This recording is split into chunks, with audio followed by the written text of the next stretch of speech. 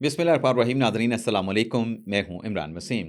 आज़ाद digital media की नई series आज़ाद सोच में आप तमाम देखने वालों को वेलकम करेंगे। और आज के प्रोग्राम में एक तो ख़बर है आईनी बेंच के हवाले से, और हमारे आज के पॉडकास्ट के जो साथी हैं हसनात मलिक साहब, वो बहुत उतावले हो रहे हैं ये ख़बर आपके साथ शेयर करने के लिए। तो आईनी बेंच के हवाले से क्या ख़बर है, अभी उसकी डिटेल आपके साथ हम शेयर करेंगे। दूसरी ख़बर, सुप्रीम कोर्ट का आईनी बेंच जो है आर्मी चीफ की एक्सटेंशन की एप्लीकेशन पर क्या फैसला करने जा रहा है। तीसरी खबर नाज़रीन, जो इमरान खान साहब ने ऐलान कर रखा है 24 नवंबर के एहतजाज का।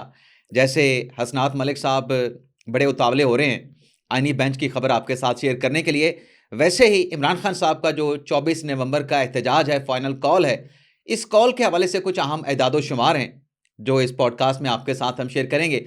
और 8 फरवरी 2024 के इलेक्शन पर एक रिपोर्ट आई है, वो रिपोर्ट क्या बता रही है, उस रिपोर्ट में क्या लिखा गया है, उस पर भी आप नाज़रीन के साथ डिटेल शेयर करेंगे। लेकिन पॉडकास्ट का आगाज़ करने से पहले आप देखने वालों से चैनल सब्सक्रिप्शन की दरख्वास्त करेंगे कि जिन दोस्तों की तरफ से अभी तक हमारे चैनल को सब्सक्राइब नहीं किया गया, उनसे दरख्वास्त होगी कि चैनल को सब्सक्राइब कर लें, बेल आइकॉन का बटन प्रेस करें। वीडियो अगर पसंद आए तो इसे लाइक भी करें और शेयर भी करें। हसनात मलिक साहब, पॉडकास्ट में आपको वेलकम करते हैं। आज आईनी बेंच का तीसरा रोज़ था, यानी तीसरे दिन बैठा है आईनी बेंच और बड़े अहम मुकदमात की समाअत की है। आपके पास क्या खबर है, आप कहना क्या चाह रहे हैं? जो आपने कहा कि आईनी बेंच को आपने पहले नंबर पे लेके आना है, तो किस खबर पे आप बात करना चाह रहे हैं? देखें, एक तो ये है कि आईनी बेंच के हवाले से खबर है ही नहीं, तो मैं ये आईनी बेंच 3 दिन से मुझे बताएं कोई एक खबर वाली चीज़ निकली है इसमें? एक ही होता है कि जी फलां केस लग गया है, ये खबर होती है आईनी बेंच के पास। आईनी बेंच कर क्या रहा है वो कोई नहीं, क्योंकि आईनी bench looking busy doing nothing. आईनी बेंच का एक ही बाज़ार जो मैं बार बार कह रहा हूँ कि आज आईनी बेंच 9:30 बजे आया, आप थे 10:30 से पहले केस फाइंड। 20 लाख रुपए अब एक जज तकरीबन दे रहा है, चलें 50 लाख ले लें, लेकिन मकसद क्या बना आईनी बेंच बनाने का जी, कि आम साइलिन को ताकि उनको फ़ायदा हो। अब आपको पता है case management plan Mansoor Ali Shah का चला के जी 1 महीने में चेक करेंगे। आज आपने देखा कि सुप्रीम कोर्ट में कोई 3 रुकनी बेंच ही नहीं था। सुप्रीम कोर्ट रूल्स में है कि 3 रुकनी बेंच बहुत से केसेस में बड़ा ज़रूरी है। क्रिमिनल अपील सुनने के लिए जेल पटिशन को आप कन्वर्ट कर सकते हैं, डिसाइड के लिए 3 जज चाहिए। बहुत से जज आज चैम्बर वर्क भी कर रहे थे। 10:30 के बाद इन जजेस ने क्या किया नहीं मालूम। आपके सामने 2000 केस जो टैक्स मैटर लगा दिए इन्होंने। सबको पता है, मुझे भी आपको भी, इस किस्म के केसेस में कई दफ़ा एडजमेंट की दरख्वास्तें आती हैं। ये केसेस जो हैं इनमें या तो जुडिशल ऑर्डर हो कि जी फलां डेट लास्ट है, इसमें अगर आप नहीं आएंगे तो हम डिसाइड कर देंगे, वो नहीं हुआ। इन्होंने 4-5 और ये जो भी, और 10:30 बजे जी आईनी बेंच जी अपना काम। आईनी बेंच का बज़ाहिर मकसद ही ये लग रहा है कि केसेस जो ओवरऑल पेंडेंसी है वो बढ़े और फिर जज और आए। ये मैं नहीं कहता कि जज हसनात इंटेंशनली मलिक कर रहे साहब, हैं, इंटेंशनली कर रहे हैं, लेकिन जिस तरह ये वर्किंग चल रही है ह उससे ऑर्डिनरी केसेस इफेक्ट हो रहे हैं। जो जो पेंडेंसी बढ़ेगी हसनात और मलिक साहब, हुकूमत को एक जवाब मिलेगा कि जी हम जज बढ़ाएंगे। जजों के बढ़ने के से अलावा, और जज में फिर जब बात होगी या अफरीदी, मौजूदा जुडिशल कमीशन में वो 13 में से 6 वोट तो उनके खिलाफ हैं, यानी हुकूमत के हैं, उनके खिलाफ नहीं है। 6 हुकूमत के, 5 हुकूमत के हैं, 6ठा पाकिस्तान बार कौंसिल का है, 7वें अमीनुद्दीन खान साहब हैं। तो या अफरीदी साहब को जब तक बात करने की नहीं करेगी हुकूमत से, वो जज नाम इनिशिएट ही नहीं कर सकते। हुकूमत अगर उनका साथ नहीं दे, वो एक जज भी नहीं लगा सकते। तो ये सूरत हाल है। मैं तो हैरान हूँ कि आईनी बेंच किस किस चक्कर में है, ये किसकी फंक्शनिंग जो है, ये मिशन क्या है, मुझे तो मिशन हसनात बताएं इसका। हसनात मलिक साहब, आपने दिल का गुबार जो था वो तो आपने निकाल लिया, लेकिन आप सारा मुद्दा, मैं हैरान था नहीं, मैं तो कि आम आपने आईनी आदमी अदालत पे लिटिगेंट्स की बात कर रहा हूँ। आपने आईनी अदालत पे डाल दिया। आईनी अदालत तो बनाई है अमीनुद्दीन खान साहब ने, उनके साथ बैठे 2 जजेस ने, जिसमें मंदुखेल साहब हैं, जिसमें अपने मोहम्मद अली मदर साहब हैं, और आईनी बेंच के 7 जजेस हैं। टोटल सुप्रीम कोर्ट में जजेस की तादाद 16 है। बाकी जो 9 जजेस हैं, जिसमें याहिया अफरीदी साहब खुद भी शामिल हैं, चीफ जस्टिस ऑफ पाकिस्तान हैं, अगर 3 रुकनी बेंच नहीं बन रहे, वो किसने बनाने हैं? वो अफरीदी साहब ने बनाने हैं। वो अफरीदी साहब ने बनाने, वो अमीनुद्दीन खान साहब ने नहीं बनाने। तो 9 जजेस पीछे हैं, 2 एडहॉक जज भी हैं, तो 3 बेंच बना लें, 3-3 जजेस के, 3 रुकनी, एक 2 रुकनी बन जाएगा एक एडहॉक जजेस का। और दूसरा अगर जेल पिटिशन ही नहीं लग रही, वो भी अपने या फरीद साहब ने लगानी है, चीफ जस्टिस ऑफ पाकिस्तान ने लगानी है। बाकी आज की अगर हम बात करें कि ये 10:15 बजे बेंच उठ गया आईनी बेंच, तो बाकी बेंचेस की भी बात करते हैं ना आप, हसनात मलिक साहब, वो कितने बजे उठे? बाकियों के पास भी तो केसेस लगे हुए थे, वो भी ब्रेक से पहले सारे उठ गए थे, सारा अपना रोस्टर पूरा करके उठ गए थे। और आज आईनी बेंच के सामने तो 1250 के करीब मुकदमात लगे हुए थे। जो पहले जो केस था उसमें 1178 एप्लीकेशन थी। अब उसमें हुआ क्या है, वो चीजें जजेस नहीं पूरी कर सकते।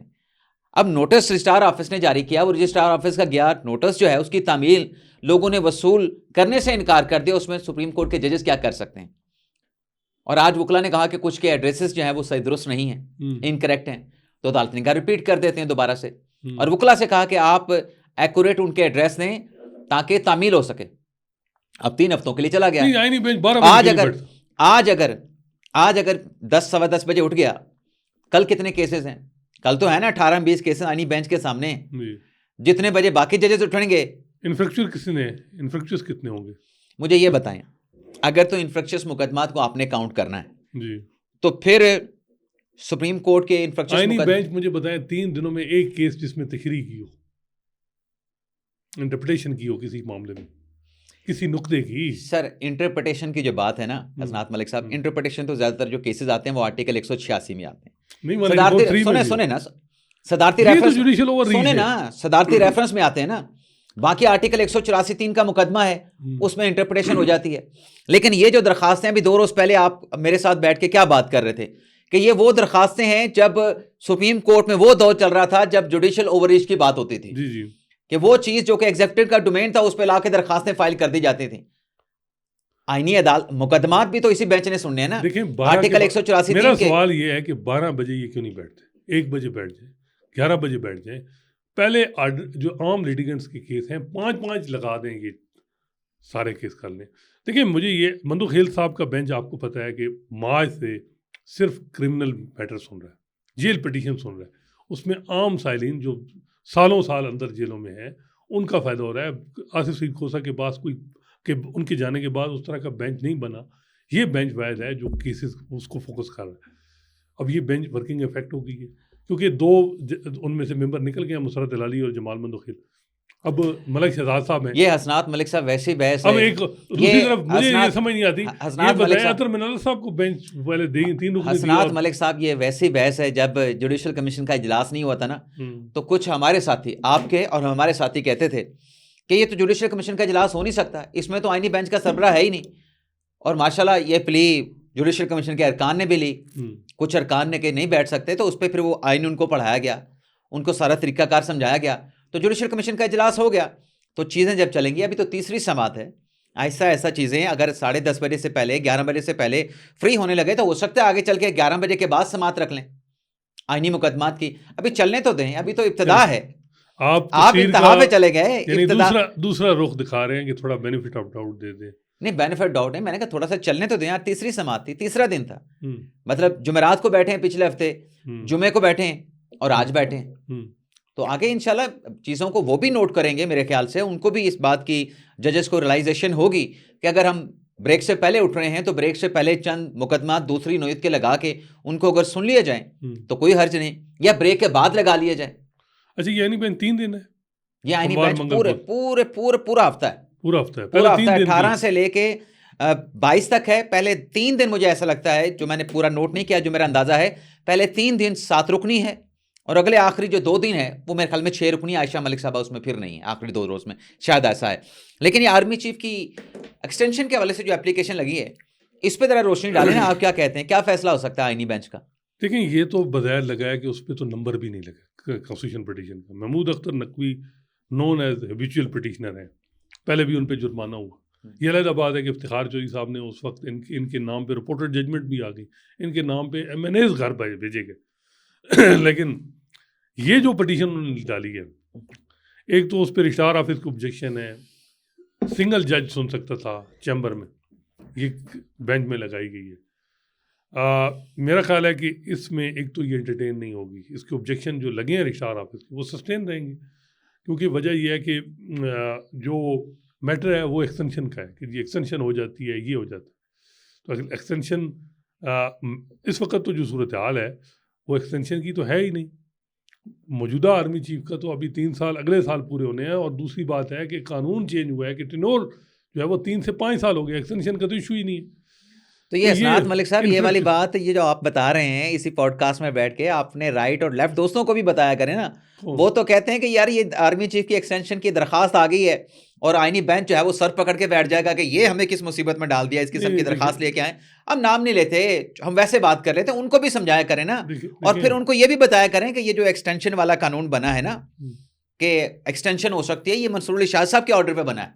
नहीं वो कैसे, मंसूर अली शाह साहब ने फैसला दिया, लिखा था कौन ना, सा, जब जनरल कमर जावेद बाजवा की एक्सटेंशन चैलेंज हुई थी, उसमें क्या था? उसमें यही था कि 6 महीने तक तो वो कंटिन्यू करें एज ए आर्मी चीफ। उसके इस दौरान अगर पार्लियामेंट चाहे तो कानून बना नहीं ले तो आप कहते हैं कि एक्सटेंशन के वो हवाले से। मंसूर अली शाह जनरल बाजवा को घर भेज देते, यार वो बेंच जो है वो क्या करता? देखें अच्छा उन्होंने अच्छा अच्छा अच्छा, चलिए जुडिशियल इस रिस्ट्रेंट पे का आ मुजाहरा जाए। किया। जुड़े ये अलग बात है कि पार्लियामेंट को मुझे डायरेक्शन नहीं दी मेरी जा सकती। हंसी निकल गया, अल्लाह की कसम, ये आपने जो बात की ना जुडिशियल रिस्ट्रेंट का जो क्यों? मुजाहरा किया है भाई, उस वक्त जो कमरा अदालत में माहौल बना हुआ था, जी जो मैं कहा 4 समातें हुई थी, 3 हुई थी, जी जी। चौथी समात में तो वो फैसला आ गया था ना। हम्म, 3 समातों तक तो यही लग रहा था कि बाजवा साहब की एक्सटेंशन नहीं हो रही, और हम्म, सारे यही तवक्कुआत लगा के बैठे थे कि बाजवा साहब आज गए, बाजवा साहब कल गए। हम्म, और फिर चौथी समात में क्या निकला? हम्म, 6 माह की एक्सटेंशन निकली और फिर कानून साजी की डायरेक्शन निकली। तो ना हम तो करती हम पार्लियामेंट, तो चाह रहे थे, मियां मोहम्मद बल्कि नवाज मैं शरीफ तो भी ये बाहर चले गए और एक्सटेंशन कर। मैं तो ये कह रहा था कि ये एक ऐसा सुप्रीम कोर्ट का फैसला होगा, अगर इस पे एक्सटेंशन के खिलाफ सुप्रीम कोर्ट फैसला देती है, जिसके खिलाफ एक्सटेंशन का फैसला होगा उसका इदारा खुद इस फैसले को इंप्लीमेंट करवाएगा। देखें इस फैसले ने सियासी जमातों को एक्सपोज कर दिया। नून लीग ने भी एक्सटेंशन के लिए सपोर्ट किया जनरल बाजवा को, ना करते क्यों किया? उस वक्त तो बैर मियाँ साहब जी बस, और वो सूरत हाल देखें, जो वोट क्यों दिया नून लीग ने, मुखालफत करनी थी, पीपल्स पार्टी ने क्यों सपोर्ट किया? चले पीटीआई तो उस वक्त करनी थी, वो हुकूमत में थी, वो तो था ही था। उस कानून में ये मुखालफत तो कर सकते थे ना कि ये एक्सटेंशन की ना हो। उन्होंने तो बाल पार्लियामेंट को सुप्रीम है, पार्लियामेंट को अब मसला ये आ रहा है कि मंसूर अली शाह साहब ने पार्लियामेंट को मजबूत किया कि आप अब इस वक्त खड़े हो जाएं, डट जाएं। वहाँ वो डटे ही नहीं, फिर क्या होता? नहीं, वो 6 माह ना देते ना, वो और 6 माह देखिए ना देते। 6 माह बात तो आपकी ठीक है, लेकिन बात यह है कि वो एक 6 माह में उन्हें दे के भी आपको पता है कि बहुत हसनात से लोग मलिक साहब, नाराज हुए। देखें वो जो डायरेक्शन थी ना, उस डायरेक्शन को अगर हम देखें, अगर नून लीग साथ ना भी देती, उनको नहीं देना चाहिए था, हम्म, पीपल्स पार्टी को नहीं देना चाहिए था। ये मैं भी आपके सामने बैठ के कह रहा हूं, मैं क्यों उनका दिफा करूं। लेकिन बात यह है, अगर वो साथ ना भी देते तो खान साहब के पास नंबर तो पूरे थे, और नंबर पूरे कराने वाले भी इमरान खान साहब के साथ थे। और इमरान खान साहब खुद कहते हैं कि हमें लेजिस्लेशन के ऊपर जब वोट चाहिए होते थे, हम बंदे पूरे करवाते थे, और उनके जरिए पूरे कराते थे, जिनके बारे में आज खान साहब कहते हैं कि वो तो मीर जाफर है, मीर सादिक हैं। खैर तो मियाँ साहब कानून तो के फिर भी नवाज पास हो शरीफ जाए। साहब, नवाज शरीफ भी तो कुछ कहते थे, क्यों निकाला, और नाम लेके गुजरांवाला की तकरीर जो है वो क्या थी? सर मैंने और कहा, मैंने पहले कहा कि अगर इस लेजिस्लेशन में खासकर वो शामिल जो हुए हैं, इस जब लेजिस्लेशन में शामिल हुए हैं तो गलत है। ये नून लीग के लोग भी कह रहे हैं कि गलत था हमारा फैसला, नून लीग के देखिए अपने लोग बात कर रहे हैं। बात ये है कि वो फैसला जो 6 महीने ये प्राइम मिनिस्टर का प्रोगेटिव था, ठीक। प्राइम मिनिस्टर का प्रोग्रेटिव होना नहीं चाहिए। तो प्राइम मिनिस्टर ने आज कर आप दी थी। देखें, सुप्रीम कोर्ट का चीफ जस्टिस हो या हाई कोर्ट का चीफ जस्टिस हो, वो जिसको मर्जी रजिस्ट्रार लगा ले, जिसको मर्जी अपना सेक्रेटरी लगा ले। वजीर आजम का प्रोग्रेटिव नहीं अच्छा नहीं, लेकिन एक कि बात वो है, आर्मी चीफ किसी को रिटेन बात करना ये चाहते है हैं, कि जिसको बनाना चाहते हैं, उसका भी अख्तियार होना चाहिए। वज़ीर आज़म थे इमरान खान, एक दिन में लेजिस्लेशन करके उन्होंने 6 महीने उनके कर देने थे। अगर वो कहते ज़्यादा ज़्यादा, वो कहते जी एक्सटेंशन नहीं हो सकती, कानून नहीं है, यही कह सकते थे ना। यही पार्लियामेंट फिर कानून बना देती, फिर बाजवा साहब बन जाते। तो कर देते ना। देखें पहली दफा मतलब खदशा ये था कि पॉइंट आउट हुआ, मतलब खदशा ये था कि हम नहीं मानेंगे तो पार्लियामेंट कानून बना लेंगे, इस डर से किया। जब हमारी मुलाकात हुई थी आसिफ खोसा साहब से, उन्होंने क्या कहा था कि जी मुझे जब कॉन्स्टिट्यूशन पिटीशन आई मेरे पास, तो मैंने देखा, तो मैंने अनवर मंसूर साहब को बुला लिया, उस वक्त अटॉर्नी जनरल, कि ज़रा मुझे वो आए असिस्ट करें कि जी ये किस तरह ये जो पिटीशन आई है इसमें। वैसे हालांकि मैं हैरान हूँ, अटॉर्नी जनरल भी चले गए, दौड़े उन्होंने सारी वो आर्मी एक्ट भी ले गए साहब कुछ। खोसा साहब कहते हैं जब मैंने देखा कि उनके पास जवाब नहीं है, तो मैंने चुप करके पिटीशन लगा दी, और मेरा ये था कि सीनियर मोस्ट के सामने लगाऊं। तो जब गुलजार साहब से बात की तो उन्होंने कहा जी रवायत ये है कि जब कोई चीफ जस्टिस बनने वाला हो तो वो किसी कंट्रोवर्शियल केस में नहीं बैठता, वो हट गए। फिर मैं क्योंकि जो केस जो बेंच चल रहा था मेरा, मंसूर अली शाह और मदर आलम खोसा साहब पहले 5 सीनियर जजेस का बेंच बनाना चाहते थे। 3 का बनाना चाहिए, पहले 3 5 सीनियर जजेस का बनाना चाहते थे और उस 5 सीनियर जजेस में कौन-कौन आते थे, बाकियों के नाम भी ले लें। गुलजार साहब के बाद कौन सीनियर थे? मेरे उसके ख्याल में बाद कौन सीनियर बशीर थे? आलम से उमर अता ठीक है ना? बंदयाल थे। तो फिर उन्होंने ये फैसला किया कि चलें कोई भी नहीं आ रहा तो मैं अपने रेगुलर बेंच में ही सुन रेगुलर लेता बेंच में सुनता हूँ। हूँ। हाँ, और रेगुलर बेंच ने जो जिस तरीके से सवाल उठाए, वो भी तो पाकिस्तान की तारीख में पहली सवाल दफा। बहुत अच्छे थे, लेकिन उन सवालों के जवाब हुकूमत से मांगे गए, लेकिन आखिरी दिन वो जवाब लेकिन आए वो नहीं और बगैर जवाब के केस कंक्लूड कर दिया गया। ये हमने नकवी अपनी आंखों से देखा। नहीं, नकवी साहब जो हैं वो मुझे समझ नहीं आ रही कि वो जो बात एक्सटेंशन की कर रहे हैं, वो उनकी कंटेंशन में कैसे लिखा है। हाँ उनकी कंटेंशन में हाँ, एक चीज़ है, नकवी साहब की कंटेंशन में कुछ भी नहीं है। ये जो दरखास्त मौजूदा आर्मी चीफ की एक्सटेंशन का नाम लेके फाइल की गई है, इसमें कुछ भी नहीं बात की गई। एक चीज़ है, कानून में था कि जी मैक्सिमम एज जो है कितनी होगी आर्मी चीफ की, वो अब इस मौजूदा कानून में है या नहीं? नहीं, मेरे इल्म में नहीं, मैंने नहीं पढ़ा। मेरा ख्याल है वो ओमिट हो चुकी। मे बी इस पे अमीनुद्दीन खान साहब जो है वो अगर कोई पॉइंट बनता है तो वो इस तरह की, जी एक जिस तरह जज की रिटायरमेंट एज है 65, ठीक है, कानून साजी करना पार्लियामेंट का नहीं अख्तियार वो है। नहीं एक कमीशन तो है ना कि सर वो एक जज की 65 है और सर वो सबकी शिक एज है। निकाल दें एज की या शिक डाल दें, देखिए ये पार्लियामेंट का प्रोविजन। मैक्सिमम एज तो होगी ना। अमेरिका में नहीं है। नहीं, मैक्सिमम एज अमेरिका में जजेस की कोई एज नहीं है, नहीं, कोई रिटायरमेंट एज नहीं है। जजेस की तो अलग बात है, लेकिन वैसे मैक्सिमम एज तो होनी चाहिए ना। अरे चलें अगले टॉपिक ही जाते हैं, पहले भी हमारा वक्त काफ़ी हो चुका है। आज मेरे ख्याल से वो फाफिन की रिपोर्ट पे बात कर लेता हूँ। इमरान खान साहब के हवाले से जो खबर है उस पर भी नेक्स्ट किसी व्लॉग में हम बात कर लेंगे। आज के पॉडकास्ट में इसको रहने देते हैं क्योंकि पहले काफ़ी टाइम हो चुका है। अब जो रिपोर्ट आई है इलेक्शन के हवाले से, पहले तो आज एक अर्जेंट हेयरिंग भी आई है फौजी अदालतों का मुकदमा जल्द समाअत के लिए मुकर्रर करने के लिए। दूसरा फाफिन की रिपोर्ट आई है। अब उस फाफिन की रिपोर्ट में कहा गया जी ट्रिब्यूनल काम नहीं कर रहे। वो कितनी हकीकत में मबनी है सनात मलिक साहब? देखिए, ट्रिब्यूनल तो बिल्कुल नहीं कर रहे। पंजाब में देखें ना, क्यों नहीं कर रहे? पंजाब में भी ट्रिब्यूनल थैंक्स टू काजी फैसल साहब कि उन्होंने वो जो फैसला दिया या जो भी वो जो सेट असाइड किया जजमेंट, वो लाहौर हाई कोर्ट के शाहिद करीम साहब वाला वो फैसला जब सेट असाइड हुआ, उसके बाद ये हुआ कि कहा गया फैसला कि सस्पेंड किया गया, सेट असाइड नहीं हुआ। उस वक्त हाँ, शुरू में सेट असाइड एंड में हुआ हाँ, जाके। उसके बाद जैसे आलिया नीलम और चीफ इलेक्शन कमीशनर की मुलाकात होती है और रिटायर्ड जजेस की भी हो जाता है कि जी हमने शामिल कर। अब रिटायर्ड जज अब लग जाते हैं। पीटीआई चाह रही थी कि ये हुकूमत काजी फैसल साहब चेंज हो तो हम ये इलेक्शन ट्रिब्यूनल का मामला बाद में हो, लेकिन 26वीं आईनी तरमीम हुकूमत कामयाब रही, उन्होंने सारा निज़ाम ही चेंज कर दिया। तो अब इस वक्त जो पहले था इलेक्शन पिटीशन वो तो नहीं टेकअप हो रही थी। 6% टोटल डिसाइड हुई है पंजाब में और 350 के करीब हैं, ये कितनी ओवरऑल है। तो अब उसमें अब मेरा ख्याल है कि रिटायर्ड जज एक्टिव हो गए हैं। बताया जा रहा है कि अब इलेक्शन पिटीशन टेकअप होंगी, लेकिन सिंध में नहीं हो रही, केपी में भी कम हुई हैं, बलूचिस्तान में हुई हैं काफ़ी ज़्यादा। मेरा ख्याल है कि वजह एक ही है कि जो फॉर्म 45-47 की कंट्रोवर्सी है, हुकूमत जब तक फील्डिंग ना लगा लेते वो उसमें रिस्क नहीं लेना चाह रही थी। अब फील्डिंग लग गई है, जज भी और हर लिहाज से माहौल भी साजगार है। वैसे अलग बात है कि इलेक्शन पिटीशन के जो मामलात हैं वो आईनी बेंच ने नहीं सुनने, वो रूटीन वाले बेंच ने सुने। जिस तरह आज वो अतर मिनल्ला साहब का बेंच पहले बना और फिर बेंच अच्छा, वो बेंच क्यों चेंज हो गया जी? मेरा अतर ये मिनल्ला सवाल साहब वाला है, शायद वही साहब वाला, मतलब 10 साल से लेके शायद वही साहब को सर्वर बना दिया गया। मेरे पास खबर नहीं है, मेरे पास डिटेल नहीं देखिए, है, आपके पास शायद खबर हो। अतर मिनल्ला साहब जो है ना, वो उनके बारे में यही है कि वो जो मौजूदा सूरत हाल है उसकी जिम्मेदारी उन पर आ रही होती है।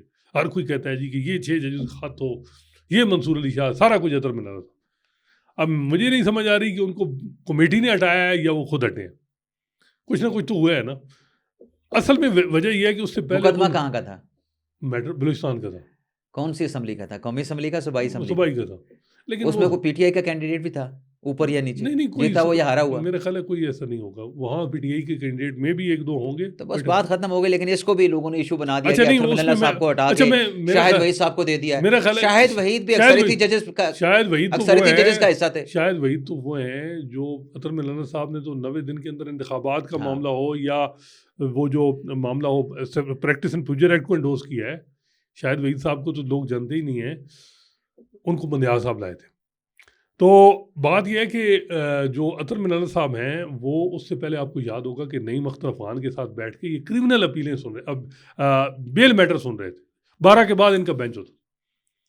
अब भी इनका और मलिक शहजाद साहब का बेंच है, वही बेंच वही केसेस सुनेंगे जो बेल मैटर वो जो पहले सुन रहे थे। तो मेरा ख्याल है कि वो कंसेंट से भी हो सकता है, कोई ऐसी बात नहीं है कि कोई बहुत बड़ा चेंज आया उसमें। लेकिन ये है कि अतर मिनल साहब ज़ाहिर बात है रिडार पे थे, तो वो अब थोड़ा सा ये है कि बंदा थोड़ा सा यकदम केस लगा है तो हर एक ने, और वो जो उनके रिमार्क्स थे कि जी most important petition supreme court में पेंडिंग है 184, तो ये डर है। वो तो जनरल रिमार्क्स थे, उनका ये तो नहीं था कि वो केस डिसाइड हो। हालांकि मैं समझता हूँ कि वो पिटीशन 225 की मौजूदगी में क्या तो मेंटेनेबल अभी थी। अतर मिनल्ला साहब एक लेटर लिखे ना चीफ जस्टिस याहिया फरीदी को कि वो इलेक्शन ऑर्डर वाली पिटीशन लगाई जाए समात के लिए, हाँ बात नहीं, अब वो आईनी या बेंच आईनी को, बेंच को लिख दें। मेरा ख्याल है यही खदशा हो सकता था कि कहीं वो ऐसा ना हो कि इलेक्शन पिटीशन आए और वो एक जुडिशल नोट बना दें हम्म, कि जी ये सारे जो कंट्रोवर्सी है फॉर्म 45 47 की, हम्म, ये एक जनरल पैटर्न है, हम्म, इसके लिए ये जो है ये एक आईनी पिटीशन जो पेंडिंग है वो हाँ, लगाई जाए, और कॉन्स्टिट्यूशन बेंच बाल उनकी कोर्ट में फेंक देते। ये भी रूल आउट नहीं हो सकता। हालांकि मैं समझता हूँ कि मौजूदा हालात में जो है वो अतर मिनल साहब या कोई और जज कोई यानी मौजूदा हालात में कोई चलें ऐसा चलें काम नहीं हसनात करेगा। मलिक साहब, अब बात जब निकली है तो देखते हैं कहाँ तक जाती है। हाँ बाकी कल का हमारा जो पॉडकास्ट है, क्योंकि कल तो अहम मुकदमात हैं, लेकिन जो चले कल 11 बजे जुमेरात तक काम कर लेगा जुमेरात और जुमे का जो मुकदमा होगा ना, जो आईनी बेंचेस में मुकदमात की समात होनी है, उसमें बड़े अहम केसेस हैं। तो अगले आने वाले दिनों के नाज़रीन हमारे जो पॉडकास्ट हैं आईनी बेंचेस के हवाले से या आईनी बेंचेस में लगे मुकदमात के हवाले से बड़े अहम होने जा रहे हैं। इजाज़त चाहते हैं आपसे। अल्लाह हाफिज़।